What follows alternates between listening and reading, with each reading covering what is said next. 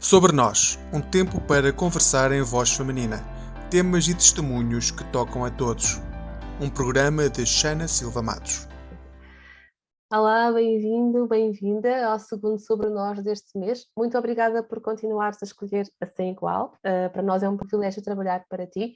Hoje nós vamos falar de como usar o dom da escrita para tocar corações. E convidei uma amiga especial, uma autora de 2 livros, uma mulher comum, como eu e tu, que se aventurou na tarefa de usar o seu dom para tocar vidas. Filomena, bem-vinda ao Sobre Nós. Muito obrigada, Xana. É um prazer e um privilégio. É um privilégio é nosso, porque realmente tirar do teu tempo, tirar da tua vida para te preocupares em tocar outras vidas é muito importante. E conta-nos como é que surgiu esta veia artística da escrita, de onde nasceu este dom e esta vontade de escrever para outros poderem ler.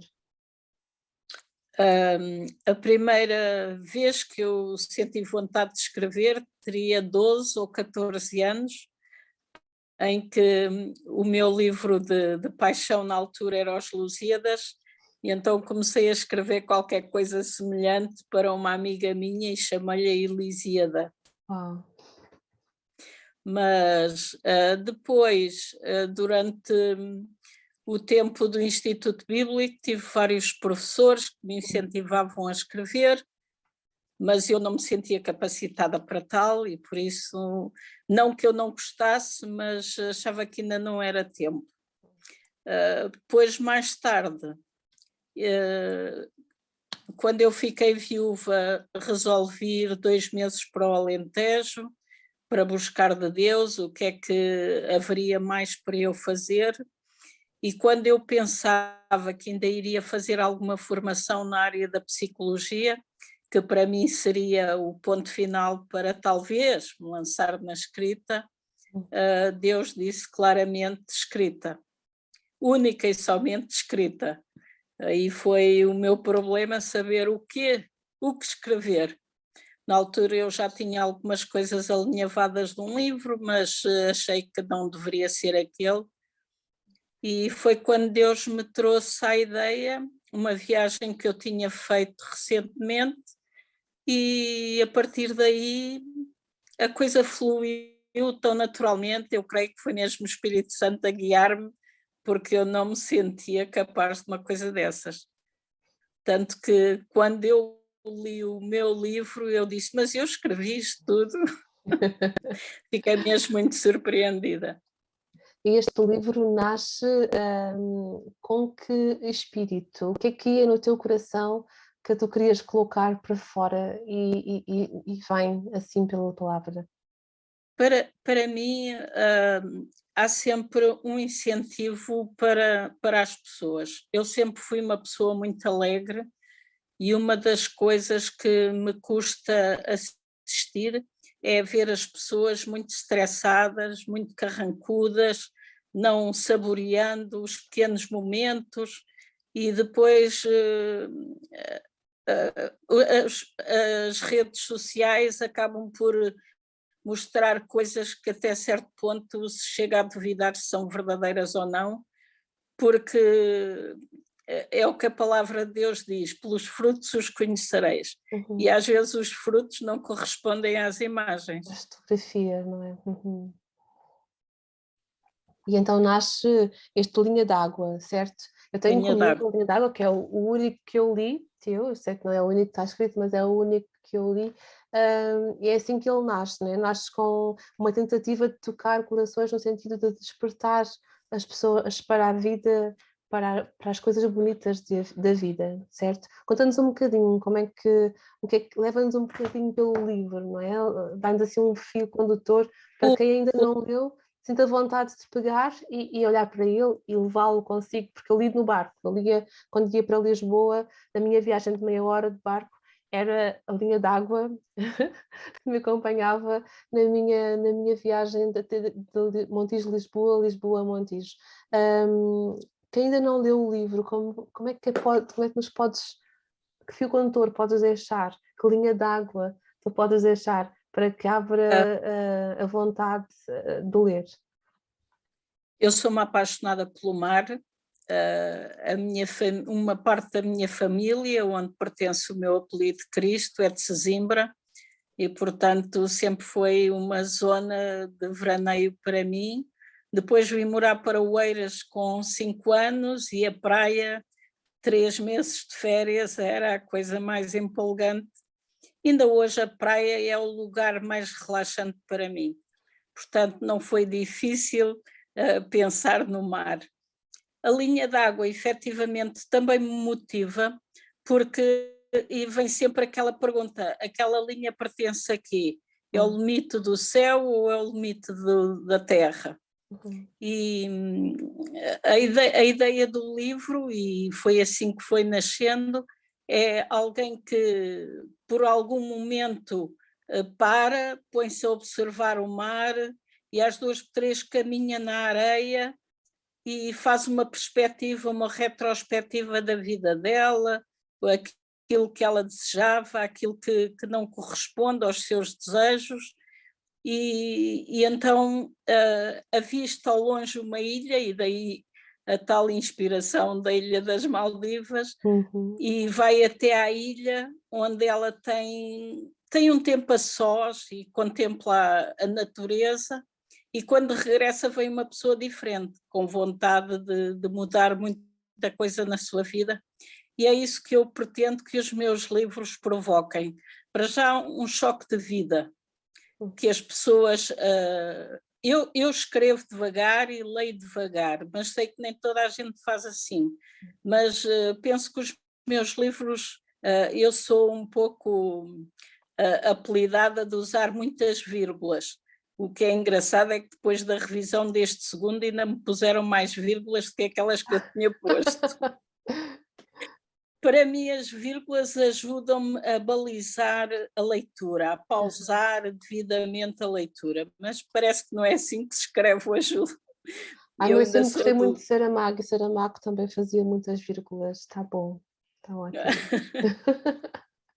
E, portanto, eu acho que aquilo que mais mexe comigo, aliás, o versículo que depois Deus me falou, posteriormente a dizer simplesmente escrita, foi baseada no Salmo 119 e o versículo 130, e na versão da mensagem: escancara as tuas palavras para que a luz brilhe e que o simples entenda o seu significado.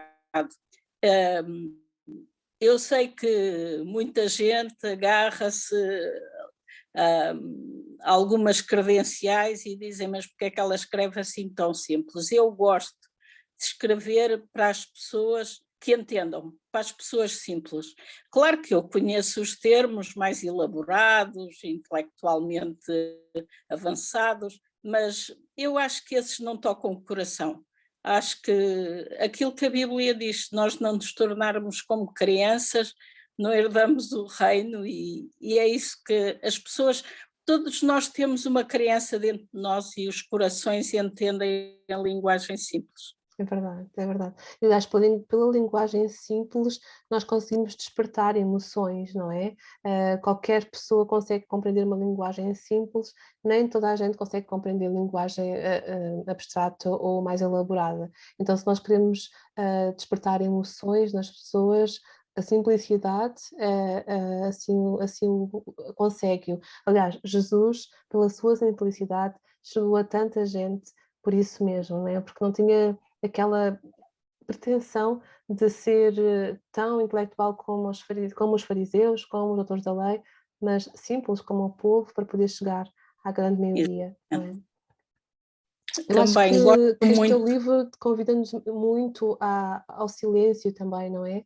À reflexão, à introspeção, ao choro, ao libertar-nos daquilo que nós tínhamos vivido para viver um novo momento. Também um bocadinho como Jesus, não é? Nós dizemos que Jesus é a nossa segunda oportunidade de deixar uma vida para trás e nascer de novo, uma vida nova. Exatamente. É um pedacinho, um convite também a uma nova vida, certo?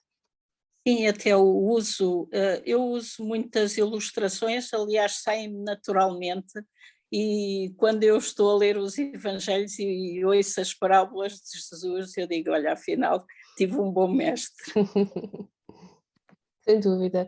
O meu convite realmente é para que se possam mergulhar nesta linha d'água, não é? Porque a linha d'água realmente traz esse convite a um renascer que não nos impede de avaliar quem fomos, mas ao mesmo tempo nos leva a pensar que nós podemos ser diferentes melhor, um diferente melhor, não é? Um diferente mais Exato. preenchido. E tu fazes referência à palavra de Deus, tu fazes referência a pessoas como o Tolentino, não é? Mendoza também. Assim, eu acho Tolentino é um incrível. grande inspirador para mim. Que bonito. É muito interessante que ele está a usar uma frase e a inspiração dele leva-me num sentido totalmente diferente. A inspiração do Tolentino é assim, é diferente de todas as outras inspirações. Queres desenvolver um pedacinho como assim diferente? O que é que te faz sentir diferente Não quando... sei, leva-me num caminho diferente daquele que ele está a narrar. Uhum, uhum. Ou seja, é como se te desafiasse, não é? Desafiasse a Sim, conhecer. alarga o horizonte, alarga-me a minha perspectiva. Há uma frase que não é tua, do livro, mas que eu até guardei, escrevi no meu caderninho das palavras e das frases bonitas e dos versículos que eu gosto de ter sempre comigo, que é de Abraham Lincoln, e que diz: ser feliz não é ter uma vida perfeita, mas é deixar de ser vítima dos problemas e tornar-se o autor da própria história. Yeah. Isto marcou-me imenso, ou seja, nós às vezes vimos de comunidades, de igrejas que falam de um evangelho que nos leva à felicidade, ou que nos faz sentir felizes, e depois sentimos-nos frustrados, porque pensamos, nós há tantos anos de servir, há tantos anos a falar do evangelho, e eu não me sinto assim feliz, maravilhosamente feliz na minha vida. Então, esta frase fez-me lembrar que realmente Jesus nos disse: no mundo tereis tribulações, mas não temam, porque eu venci o mundo. Então, realmente, tu também nos fazes lembrar que ser feliz não é a vida perfeita, mas é aprender a viver aquilo que somos e a dar o passo seguinte com a nossa responsabilidade. Exatamente. Eu concordo em pleno com. Aliás, muitas das frases, por incrível que pareça, vêm de algumas publicações do Facebook, porque as pessoas, ao porem frases, de alguma maneira elas se poderão identificar ou então estão a querer disputar a conversa, a controvérsia, não sei o quê. Mas eu consigo guardar aquelas que me tocam e depois vou pondo-as. A minha escrita é quase um manto de retalhos, porque eu sei, já falei com outras pessoas, a escrita delas é totalmente diferente, começam e acabam quase um capítulo. Eu não, eu vou fazendo apontamentos e vou juntando. E Uhum, depois tento encaixá-los e colocar os títulos nos capítulos. uhum, uhum. E esta forma de escrever da linha d'água tem alguma coisa a ver com a tua experiência de vida? Ou seja, o facto de teres Ai, passado por uma situação de viuvez tão nova, será que tudo isso te levou a chegar a este caminho? muita gente tem dito que o livro é muito biográfico, autobiográfico. Eu já disse e já afirmei isso muitas vezes. O único capítulo que eu considero autobiográfico é o das pedrinhas, das conchinhas, porque eu sou essa pessoa que coleciona essas coisas. Tudo o resto, de alguma maneira, sim. Aliás, eu não passei só para viuvez, eu passei por divórcio, e foi durante o divórcio que eu conheci Jesus, e a partir daí realmente Jesus foi quase como essa ilha. Hum, Não que eu fosse uma pessoa muito estressada, mas tinha uma vida totalmente diferente e uma postura na vida muito diferente. uhum, Depois, conhecê-lo aos 40 anos, quando as pessoas já têm alguma maturidade, também me deu uma maturidade mais feliz, com uma perspectiva muito mais doce, temperança, deu-me muitas das virtudes que o Espírito Santo nos vai ministrando. Eu acho que quando alguém escreve, é impossível não transpor a sua vida para aquilo que escreve, não é? É impossível. Mas ao mesmo tempo, como dizias também tu há pouco, no final do livro tu olhas para o livro e perguntas como eu consegui escrever. Ou seja, é um dom, não é? É algo que vem de Deus, é o Espírito também que te inunda e Sem dúvida, que te sem dúvida. inspira. Como é que tu te sentes ao saber que Deus te usa na tua caminhada, naquilo que tu és, para tocar outras vidas? Que especial te sentes? Eu sinto-me muito acarinhada por Deus desde o princípio. Aliás, eu ainda há pouco tempo eu falava com uma amiga, eu não gostava do meu nome Filomena. Aliás, pouca gente sabia que o meu nome era Filomena, porque todos me chamavam Mena. Mas no dia que eu descobri que Filomena quer dizer amada, eu percebi que na minha vida nem sempre eu fui assim tão amada. Sim, fui amada quando nasci, fui a primeira filha, primeira neta, primeira sobrinha, fui primeira em tudo. Mas depois não, ao longo dos anos, não foi tanto assim. Mas quando eu conheci Jesus e percebi que aquele nome tinha sido inspirado na minha mãe por ele, a partir daí, sempre que me chamam Filomena, fico muito feliz, porque mesmo que os gestos deles não correspondam a eu ser amada, eu sei que por trás daquilo está o amor de Deus.